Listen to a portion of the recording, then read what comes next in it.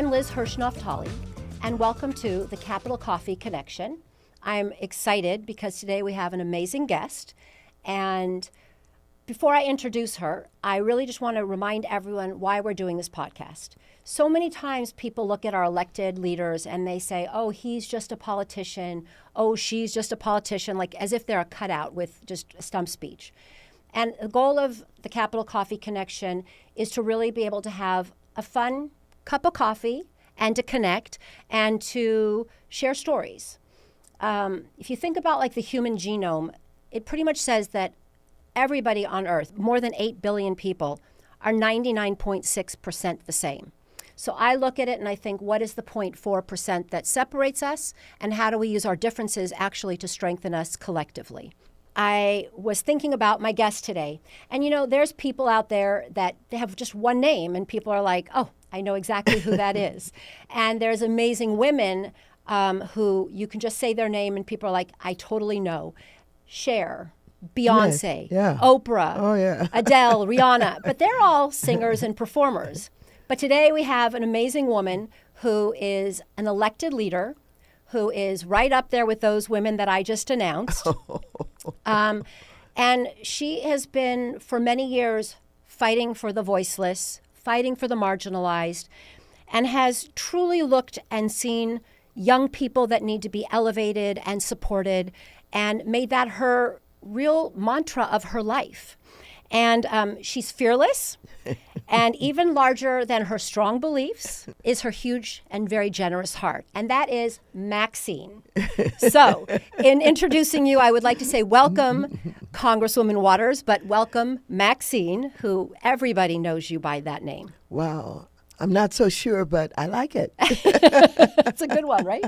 Yes. It's a great one. So Congresswoman Maxine Waters represents California's 43rd District. That's right. So just to give folks out across the world what that means. That means you represent a really big area and lots of interesting different people. So you represent Watts, Westchester, Playa del Rey, Lenox, West Athens, West Carson, Harbor Gateway, El Camino Village, and portions of Gardena, Hawthorne, Lawndale, Lomita, Inglewood, Torrance, all in Southern California. That's right. It's changed a bit. I don't have Playa del Rey anymore. Okay. In Westchester, but the rest of it is pretty the big. same. Yeah. It's pretty big. That's right. And really interesting. Again, we're not here to talk about politics and policy. We're going to talk about heart and humanity. But what I think is so interesting is that in every election, you've gotten over 70%, which in politics is a landslide. I've done well. I've done very well. People have enjoyed voting for you. Well, I've gotten good support, and I appreciate it so very much. And I interact with all of my constituents as much as I can. Which is important. Yeah. And just to be clear, you've been in the U.S. House of Representatives for over 30 years. That's right. And you are the first woman and first Black American to chair the House Financial Services Committee. That's true. And that was from 2019 to 2023. And before that, you were 14 or so years in the California State Assembly, so you have really served our country for many years. A long time. A long time. So we're going to thank you for your political work, and now we're going to talk a little bit about Maxine. All right. So going back in time, you were born in St. Louis, Missouri. That's right. And you are one of 13 children. That's right. How did your mother do it? And what was it like to be one of 13? Well, it was a different time. Yeah. And my mother was first married when she was about 16 years old to an older man in the South, long before she came to St. Louis. And there was no talk about birth control or, ways that women could make decisions, about their bodies, none of that. And so this young woman, uneducated, married to an older man who didn't have any talents or any real career, she simply bore a lot of children. And we didn't have a lot. It was a life basically of poverty, but we managed. Yeah. She became a very strong woman. And no matter what the difficulties were, we were told that we could manage. She had something that she could say to us all the time, like, make do with what you have. Yes. Very nice. Yeah. That's important, yeah. And you started working quite young as well. Yes. So what were your first jobs?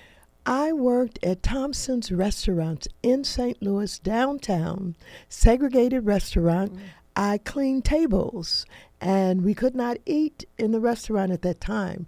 We had to eat in the basement if, we had our breaks or lunch. Yeah. I was a little girl, very tiny, little 13-year-old, but I had a job, and that job helped me to purchase all of my clothes to return to school in September, where I wanted to look as good as anybody else. Of course, you still look amazing, so I can understand. And when you were in school, you went to Vashon High School. That's right. But you were an athlete back in high school as well? Yes, I've been somewhat of an athlete all my life. Untrained for the most part, Yeah. but I ran track. I played volleyball, I played basketball, and I'm a swimmer. And so I've been involved in sports all of my life. We were very fortunate in that in St. Louis at the time, they did have community centers in every neighborhood. Right. And right at Vashon, where I went to high school, there was a Olympic-sized swimming pool. And we literally stayed there all day during the summertime. And they had activities inside the community center. They taught us dance, and of course that's where Beautiful. we learned to play volleyball and basketball. So I had a very, very active, physically and mentally active childhood. That's amazing. Yeah. And it goes to when you give children opportunities, what they can do with their lives. Absolutely. I went to a school where we had teachers who really cared about us.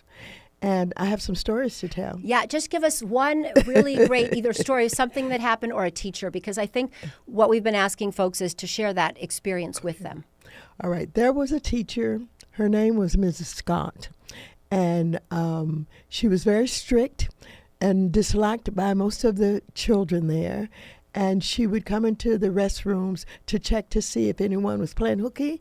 And she would look up under the stalls, and she would chastise you, and she would make you go to class, all of those things. I had her for one of my classes. I don't remember exactly the name of the class, but I do know this. We were assigned to do something. One day we had to turn in this paper the next day. It was like an essay.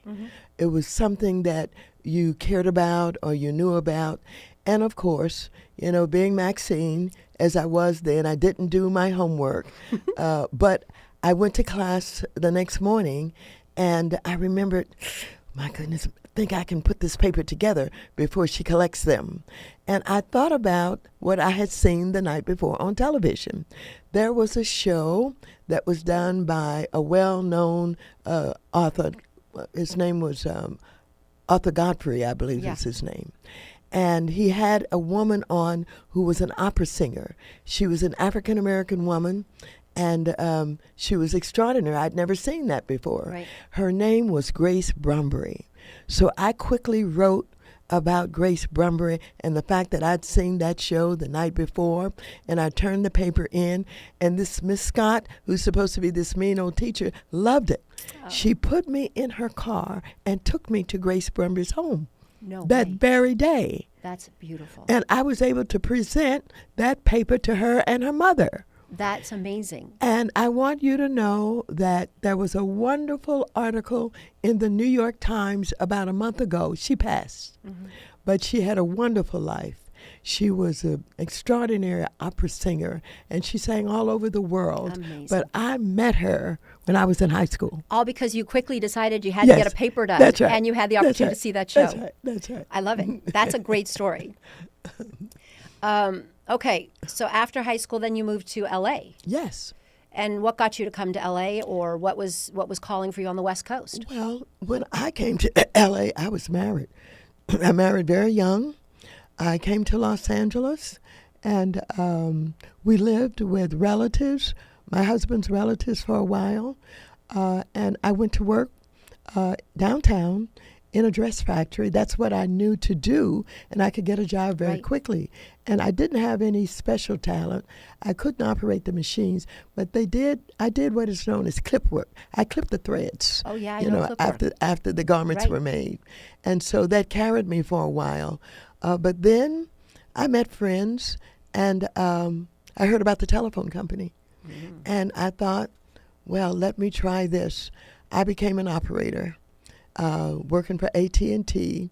And that was when we had the systems where you plug the cards into the holes, we see etc. that, And I did that for a number of years until I learned about Head Start.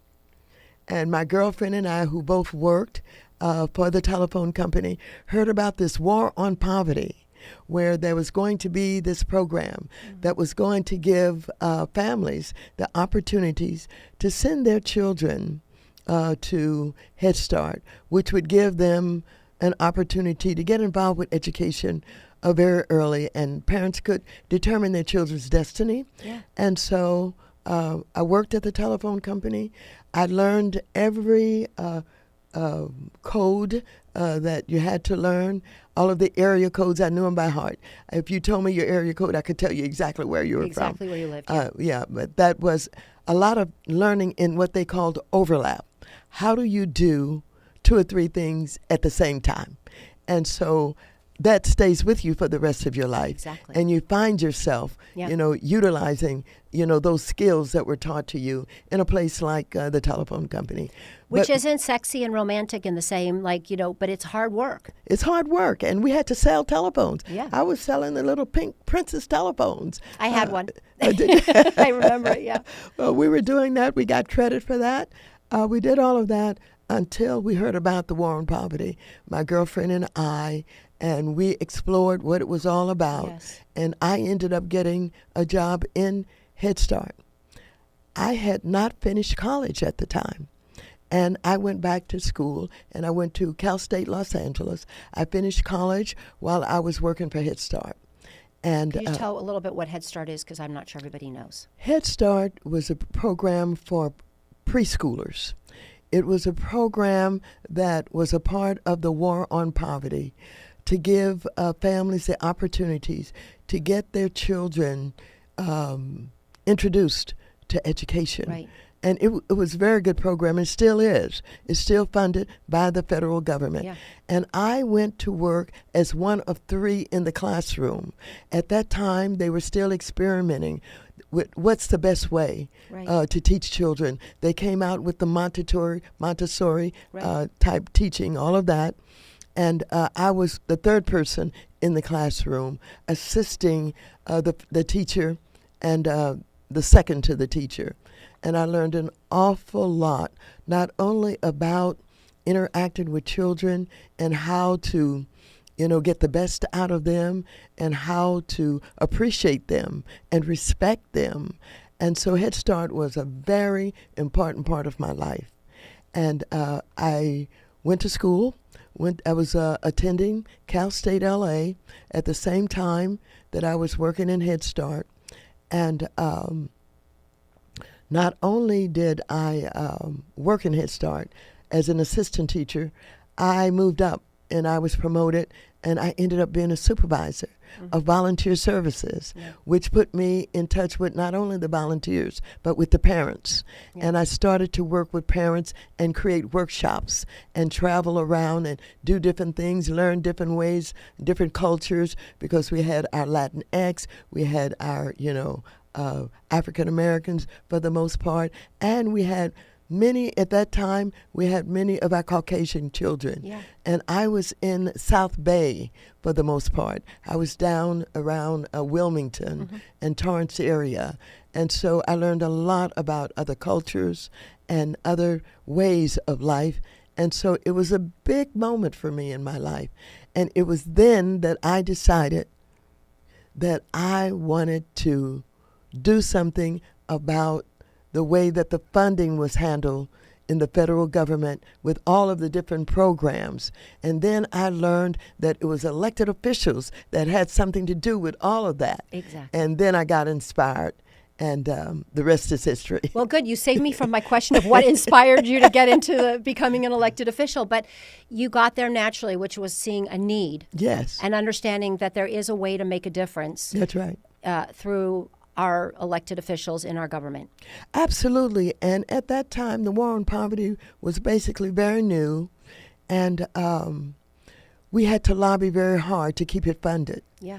And so I learned to organize and work with other groups and organizations that were funded, by the federal government. Right. And that really got me involved in wanting to run for office. Yeah. But it was perhaps the most important part of my life was Head Start and learning how the world works and how the government works, how the systems work, yes. and what you could do to create change and to support those who desperately needed it. Yeah, thank you for sharing that. You're welcome.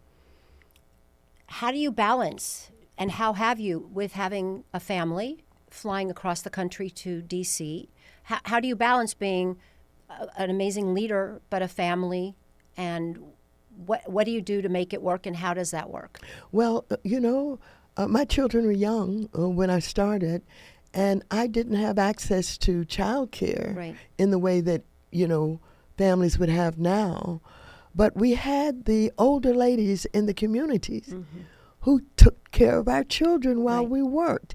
And Mrs. Anderson, a lovely old lady who lived in the back house from the house that I lived in, who not only babysat and take care of my children, but on those winter days, she had a pot of hot soup ready for you when you came home. Oh my God. It was Mrs. a wonderful, Anderson. Mrs. Anderson, a wonderful relationship.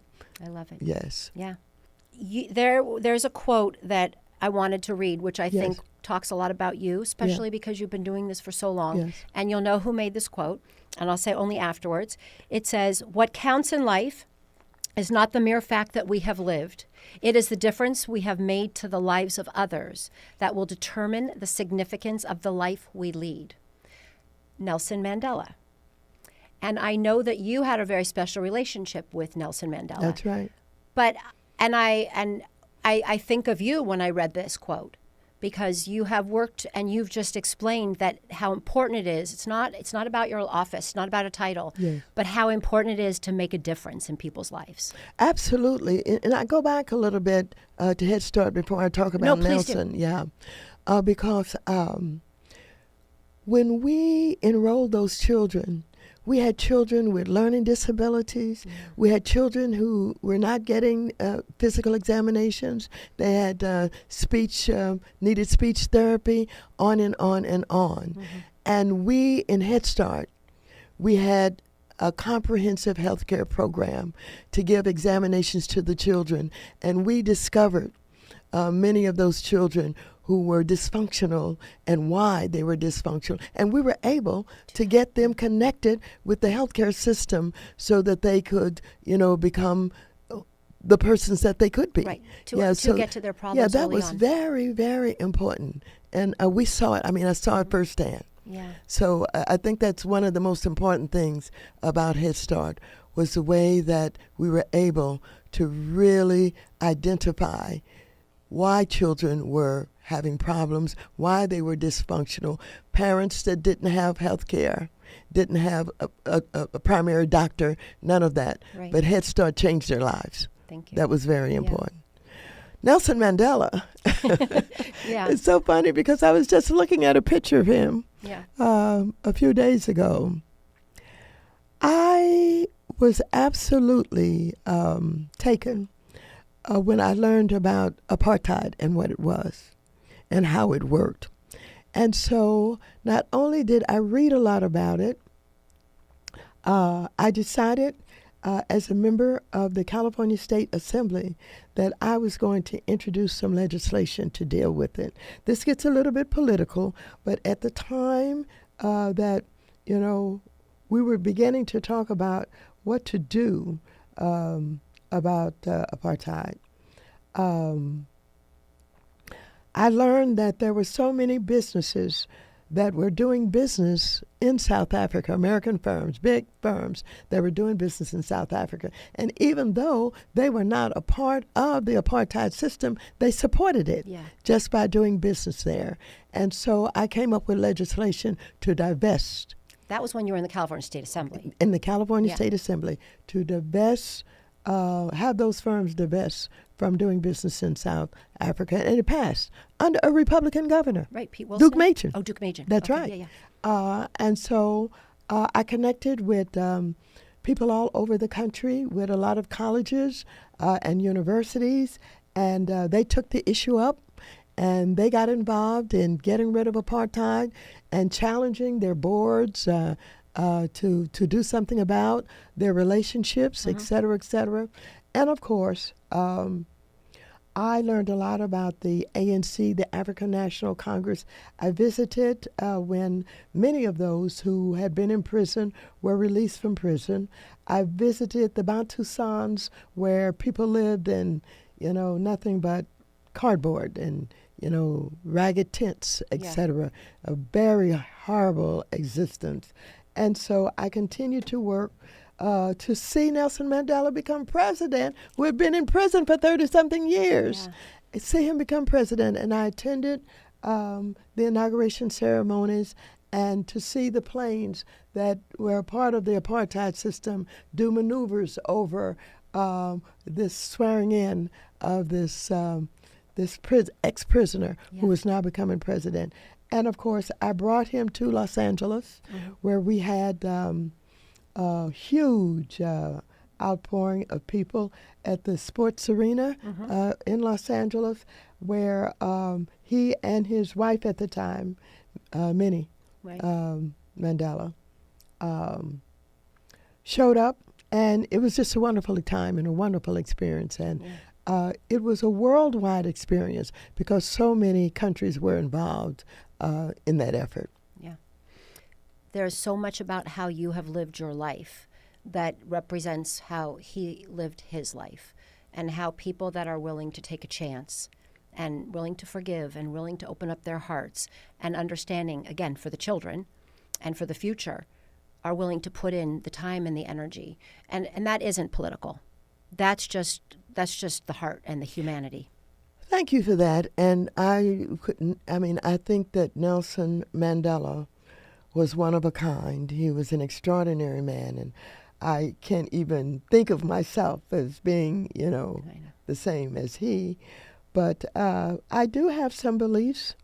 First of all, I believe in fairness. I believe that people should be treated fairly, that we should handle our lives in a fair manner, that we should be apologetic when we have made some missteps, that we should help others when we know how to help them and we're able to help them. And I just basically believe everybody deserves a decent quality of life, period. I agree. Yeah. I agree. We're going to now transition. Yes. Because that's the perfect place to leave. Yes. And go a little bit into some speed questions, just for people to get an idea of some of your likes and dislikes, perhaps. Yeah. But, having said that, a lot of people know who you are. Yes. They call you Auntie Maxine. Yeah, they do. Because they feel like you're one of us. Yeah. And they also do it because you have entered their lives as somebody that they could imagine has Sunday night dinner with them. Yes. But they may not know who you are. That's why we're going to go with this. Okay. All right. So they're just kind of fun ones that we'll just go through. All right. I'm going to start with, I think, the easiest. You have one meal. You're on a desert island. There's one meal that you can order. What would it be? On a desert island, one meal that I could order, particularly if it's surrounded by water. I want some fish. Okay. I love fish. I love white fish, and I eat it often. Yeah. Different kinds of white fish. I love that. I love chili. I love eating chili beans with rice. Yeah. That's one of my favorites. I love green beans, but they have to be cooked soft. Okay. People prepare them differently. And oftentimes, you're taught that you should have vegetables. If I must have vegetables, I'll take what we call string beans, green beans. Yeah. That's a good one. Those are some of the things I like. Okay. Yeah. What kind of music do you like to listen to? Oh, I'm a music person. I like it all. This is the 50th anniversary of hip-hop. And so we're celebrating. I was just at a concert yesterday where one of my proteges was there. Her name is Yo-Yo, and she performed. She's a little bit older now, but she's still great. She's still good. And what happened with hip-hop, in the early days, gangster rap was a part of hip-hop. Right. And so it was not accepted. Our churches didn't like it. Our, mothers didn't like it. Seniors didn't like it. But I thought that this genre of music, despite the fact you may not like some of the words of it, had so much potential. And it turned out that it did. You had all of this creative young people who were basically recording in their homemade studios in the garages and selling their music out of the back of their cars. Right. And that has turned into a huge industry with, the Beyoncés and everybody has come out of hip hop. And it has created careers. It has created a lot of jobs. And, it tells a lot of stories. Yes, a lot of stories. And that's really that to me is kind of the piece of it, is that where it came from, I understand. But now and throughout its history, it's told stories that people have related to. That's right. Absolutely. And a lot of those stories came out of Long Beach. Interesting. And Compton, where they were talking about what they did not have and how they were treated. And, they didn't know what to do about it, but they learned to sing about it and tell other people what was happening to them. Yeah. Yeah. Who would be your biggest cheerleader? It could be political. It could be somebody you work with. It could be at home, but well, it could be couple. My mother was a big cheerleader. Yeah. And she was 90, I think 6 before she died. But when I was oftentimes invited to come to St. Louis on speaking engagements, etc., and if I wanted someone to go and give an excuse why I couldn't be there, or just to greet the people in my name, I would ask my mother to go. And she loved it. Oh, I'm sure. Oh, she loved doing that. And, as she grew more frail and I visited her, she was in a nursing home. And when I would come, she would make all of the patients in the place come because my daughter's here, Maxine's here, and she'd make them all come into the social service room there. And so she was my biggest cheerleader, I do believe. I've had others along the way, mostly in politics. Yeah. In high school, I had lovely teachers. I had a teacher named Miss Stokes who stayed after school and taught me to play the piano a little bit. Nice. Just the two of us. Yeah. She just saw you. She just saw me. And I can recall she made me feel so good once when we had to turn in a notebook. And, of course, most of the students there would go out and buy, a notebook with the rings in them and the paper and all of that. We didn't have any money. We had a big family. And so I made mine with crepe paper and, construction paper and all of that. And I cut out, vegetables and fruits. And and she took mine and she held it up. She held it up for the class. She said, "You see what you can do? If you just put your mind to it, if you really want to do it." Yeah. I never forget those little things. That was very nice. And that was beautiful. And then I had another teacher, Miss Carter. And Miss Carter was considered in those days like an old maid, they called you, you know what I mean? But she loved teaching. Yeah. And she was a math teacher. And she was going to take us on a picnic. And I couldn't go because I was one of 13 children. It was 8 girls. And Saturdays was the days that we had to get our hair done. We had to get everything done. Everything Saturday was everything. So I couldn't make it. And when I didn't show up, she came and got me at my house, fixed my hair, and brought me on with this was a teacher, Miss Carter. So I had Miss Stokes, Miss Carter, Miss Vaughn. I had wonderful teachers I'll never forget. and they make a lot of difference. They really Oh, sure. inspire and Oh, sure. yeah. Oh, a lot of difference. Yeah. Yeah. Well, we've heard from different people about teachers, Really? and it's just seeing young people where they are, Yes. and giving them the strength, and That's right. and giving them the understanding they can do a lot with their lives. That's right. And That's it's right. just in those moments that you build that strength. And we lived on a little street called Montrose. It was like a little town. Yeah. We all knew each other. We were in out of each other's houses. But the interesting thing about that, as I've reflected, in later years, is that at one point in high school, we had what was known as descriptive writing. They was teaching us to write, really write, and to describe. And so on my block, my sisters and brothers and I and my friends, we had a way of what we call making fun of people. So we knew everybody. And in our little group, we would give them names. We would talk about them. And for example, we had one lady, her name was Miss Willie, and she was nosy. We called her Nosy Miss Willie. You know what I mean? And we would describe how she was nosy, how she was always asking questions, how she was always getting into your business, and on and on and on. But then I was able to use that in school in descriptive writing. Yeah. And so the neighborhood played a big part in education. Yeah. In our own way, we learned to describe people. And that's what I began to write about. Yes. That's interesting. That's a good one. So about you. So what is your favorite color? Really, it's orange. Orange. Yes, and I didn't discover it for years. I didn't know what I really liked so much. But now I have orange curtains. I have a lot of orange because I really like orange. And it makes you happy. It makes me happy. It makes me feel good. Yeah. Orange is a very good color. I just love it. What is your zodiac sign? Leo. Are you by character a Leo? That's what they say. People describe it in different ways, and you read about it from time to time. Right. I'm not so sure that I fit it all the time, but it's supposed to be, kind of aggressive and outspoken and strong and all of those things. Well, I won't say anything. We'll let everyone decide for themselves, right?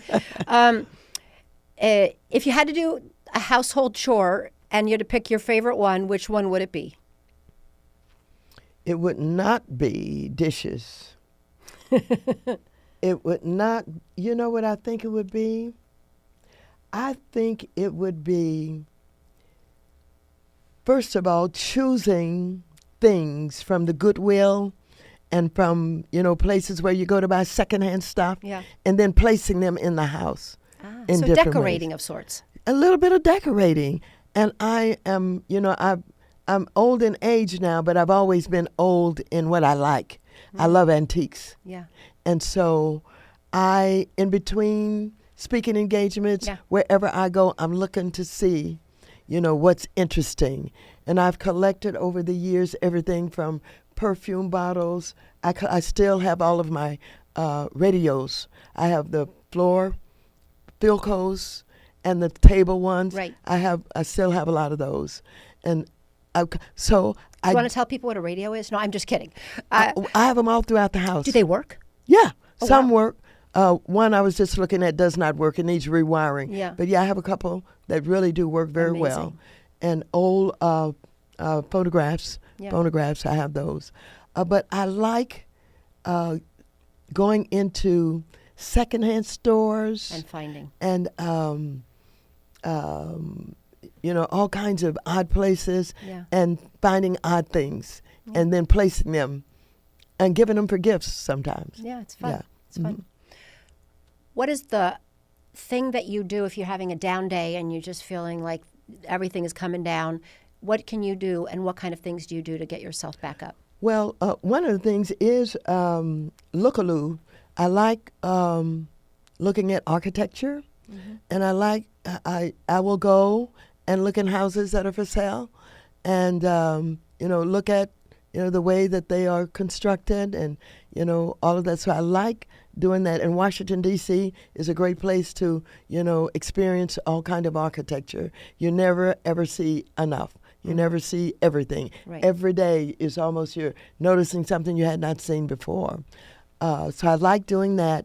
I like roaming roaming. If I go to a vacation, I don't want to just be, where the tourists are. I want to roam and look and find things and see what people are doing. I like that, and I like comedy. And I can relax listening to comedy. And laughing. Oh, laughing. Oh, yeah. Oh, yeah. And is there one place in the world that you've never been but you still want to go? Because you've been a lot of places. I've been a lot of places, but still there are a lot of places that I want to go. I've never been to Spain. Wow. I've never been to Spain, and I want to go. I've never been to China. Wow. No. I mean, I've been to Japan. I've been, throughout a lot of countries in Africa. I've been, I tell you one great trip that I had. It's kind of political. There's a woman you wouldn't know her, you were too young, called Bella Abzug. I do know her. I'm not that young, but yeah. You heard that name Yes, in New you York? did. Okay. Yeah. We went to Switzerland. I loved going there. And we went to confront the communist dictator who was there at that time in a speech or something. But yeah, I've been a lot of places, but a lot of places I still need to go. Okay. Yes. Okay, good. But I want to see the United States better. Yeah. Yeah. Sometimes even in our own backyard, we don't have the opportunities to see things. No, and they have these antique tours and trips that you can take. Which you should take. Which I should take. Yes. And I should, roam. You go into the barns and different places, and I want to do that. Yeah. That sounds like a good plan. Yeah. Yeah. So we're kind of at the end. Okay. I could talk to you for hours, and because you have so many amazing stories, and I'm so excited for others to hear your stories because really, truly, stories really inform. And we talked about it with hip hop, but it really brings us together. Yes, it does. So the last question that I've asked other people in your world is, and I always think that people have different views, and it's beautiful, but the idea of joy. What is your definition of joy? What brings you joy? And how do you spread joy? How do you share it? Because as I started at the beginning, we have a tendency as a society to spread things that are negative. It's just, and we need to push the pendulum to the other side and spread joy. Well, my definition of joy is not having a lot of worries and not be overburdened with thoughts and the need to do things that you haven't done and to worry about things that you shouldn't worry about. I did finally come to the point where make a decision about what you can do something about and do it. But don't just worry about it. So I think joy is being comfortable, having a nice time with friends and family, having some good food, and listening to some good music, and seeing other people happy and laughing. Yes, I think that's joy. I agree.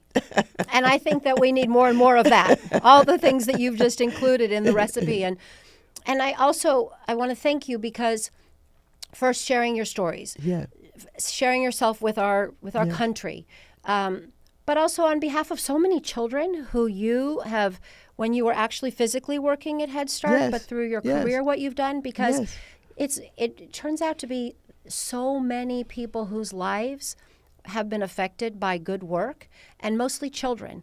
And I go back to the children because you really nailed down into us what is so important about listening to children and understanding what their differences are. That's right. And then you had these teachers who also were there for you. That's right. And understood what you needed. That's right. And I am sure in many things that you do today, you go back to a mother that was wonderful, siblings that encouraged you, a community, and then your education. Yes. So I want to thank you. And I hope that, through this, people will find joy and they will find some good laughter.